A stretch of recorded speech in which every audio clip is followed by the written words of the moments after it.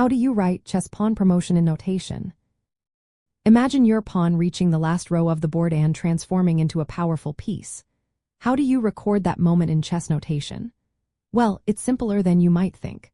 When a pawn moves to the 8th rank on the board and promotes, you write the destination square first.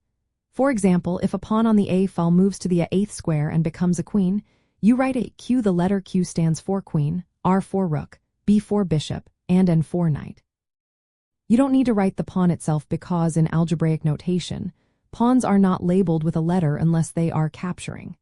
Now, if your pawn captures an opponent's piece and promotes at the same time, you include the capture notation first.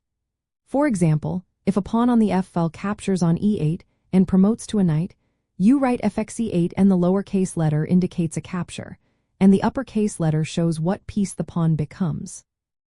Sometimes, you might see an equal sign before the promotion piece, like a 8 is equal to Q, but that's not official in FIDE rules. It's just an informal way some players write it. The key point is that the move is recorded by writing the square where the pawn lands, followed immediately by the uppercase letter of the piece it turns into. This way, anyone reading the notation can clearly see the pawn's journey and its transformation. Remember, promotion must happen right when the pawn reaches the last rank, and choosing a queen is most common because it's the strongest piece.